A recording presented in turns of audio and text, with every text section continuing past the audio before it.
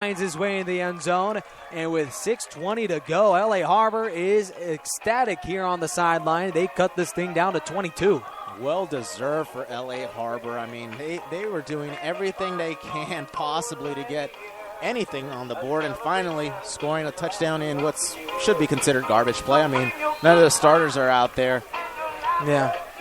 That is true. They needed 3 penalties and 2 fourth-down conversions to do it, but Sestich fires his first touchdown pass of the season, completes to the freshman Brandon Boyd, all of 6'3", 200 pounds out of Redondo Union, and the extra point by Jack Moore is up, and the kick is no good. 31-12 off of the missed point by L.A. Harbor's own Jack Moore, and that means that now Moore out of England. Sure, he's made a name for himself here with his field goals, but how about beginning the season only 80% on PATs? Boy, just he needs to be 100%. Ladies and gentlemen, we do have a final from Tallahassee. Getting the final score from the Notre Dame-Florida State game. Interesting. The Florida State Seminoles, 31. The Fighting Irish of Notre Dame, 27. What were your thoughts on that one, Dan? As Florida State is moving to NCAA talk.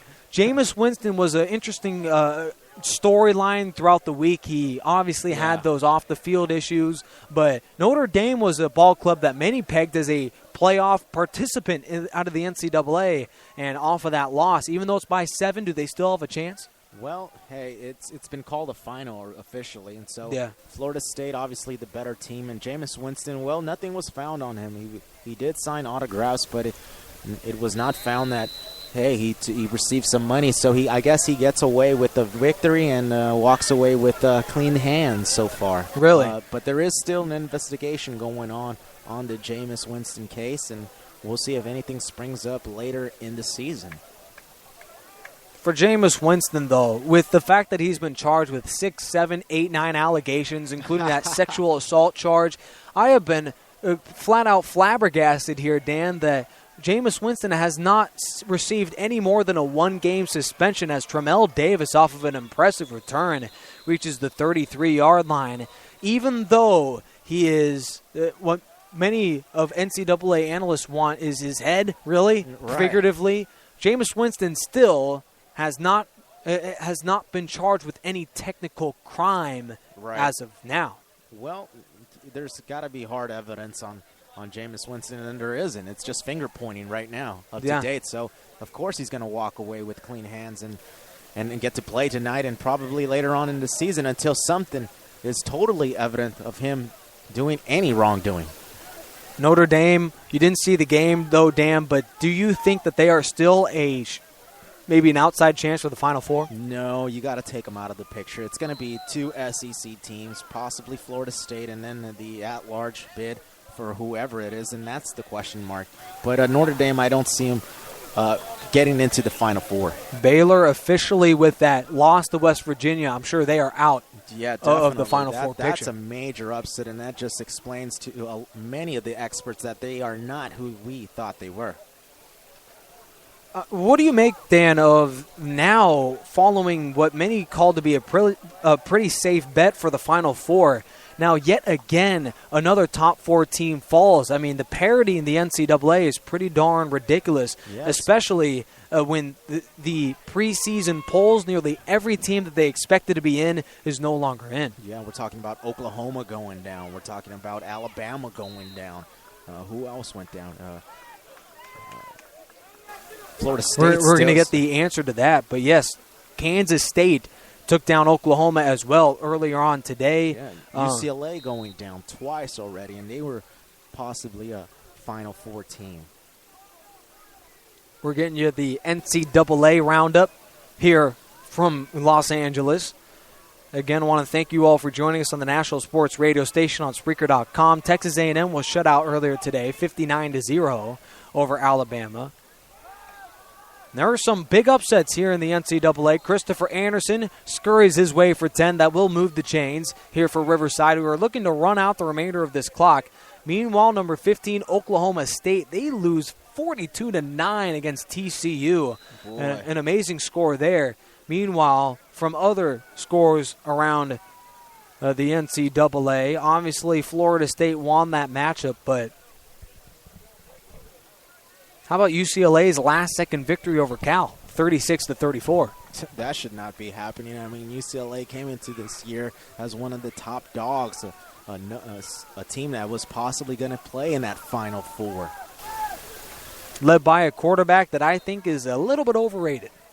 That's a bold statement there. Brett Hundley is one of the top candidates to go high in this this year's NFL draft. So we'll see if he elects to go into the NFL draft or decides to stay. I think the best quarterback of the future here for the NFL is not going to be Winston or my boy Hundley, but a couple of other interesting prospects, including Mississippi State's own Dak Prescott. Boy, that guy. There we go. Now you remind me. Now that's a team that's going to get into the Final Four, Mississippi State. Mississippi State. Yeah, and that's a very strong candidate if they win out in the SEC. It's going to be fun to see how that NCAA is going to round up to go along with junior college, where really this conference comes down to that game next week, Mount Sac taking on RCC. We'll get you all of the play-by-play, pregame, and postgame analysis, along with during-the-week interviews and discussions only on the National Sports Radio station on Spreaker.com. Tramel Davis takes the end around out to the 30-yard line, and he's able to pick up about 6. 3:48 to go. Riverside, I would love to see them find the end zone right before the end of this one. I know it's garbage time, but the backups have got to be able to win against these number 2s for LA Harbor. Yeah, it'll just make for a more impressive victory tonight, and it'll just this is sort of like uncharacteristic of RCC. The score indicates a well-fought victory, but not the best-fought victory. That's right. Chaffey College still up with 2:50 to go over Long Beach, and the Vikings could lose in one of the most disappointing games following the Mount Sac win. I am going to love to put this one in the grill of Chris Sylvester, as he thought Long Beach would completely annihilate Chaffey College, but I thought this was a team that despite the losses, most of them came by extremely close margins, and Long Beach is a relatively overrated ball club where almost every victory that they had in their 6-0 start was by a touchdown or less, and that is always a red flag. It is, and it's also still indicative of what happened last year, only winning one game last year, going 1-9. Does that remind you of Servite? It does, actually. Yeah, where all of a sudden, off of maybe 1 or 2 acquisitions, are all of a sudden now the number 1 team in California. Right. And Long Beach currently trails. They're obviously not out of it yet, as it still is a 2+ minute ball game here down in Southern California. But we'll have to wait and see the final of that one. 2:28 to go on a running clock here. And the Tigers are hoping to put this one away. It will be a win for Riverside, a 5-1 start for the Tigers. 2:18 to go. Play clock down to 7. Helinski will hand off to Anderson, who's able to scurry his way to around the 18-yard line, a gain of 4. RCC just electing to run the ball out. 2 minutes remaining in this one in the fourth quarter.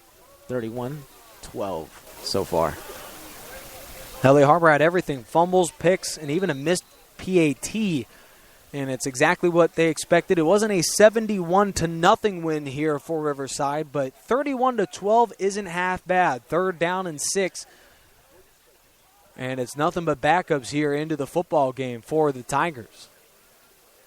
Kelly Helinski is in. We expected him to be the main starter, but love to see some playing time out of him. Dan, you mentioned it, as he'll give to another running back. That's Howard, and he's out to around the 15-yard line, a gain of 2. 3rd down, and that is no good. Jimmy Camacho, will he kick a field goal?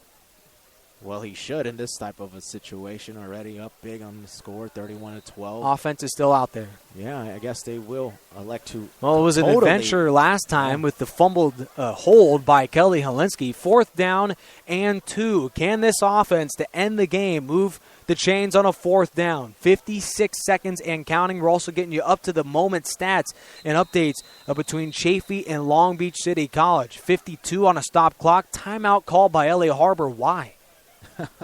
It explains the football game here for Don Dowdy and company. 2:05 to go, and Long Beach, we're just looking at, we'll go ahead and get you live stats, but Presto doesn't have it. So we're just going to have to wait here momentarily. The Jeopardy music is fitting. 52 to go, but Dan,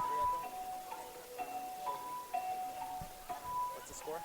40-36, Chaffee on top. Yeah, just saying, Tony, our producer, our informationist, our analyst, our up to the second update statistician. Yeah, you definitely failed Jeopardy. Right there. That's right. I was never the smartest. As we have up to the moment live stats, that's awesome. 2:05 to go. Long Beach City College called a timeout. That is their second. They have a 1st down and 10. Nearing the red zone.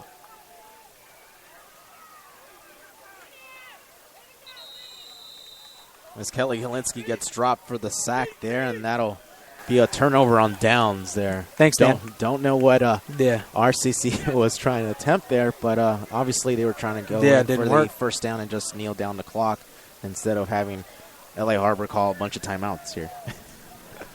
Well, the final few seconds, Dan, and I really wish they wouldn't. I mean, I understand that.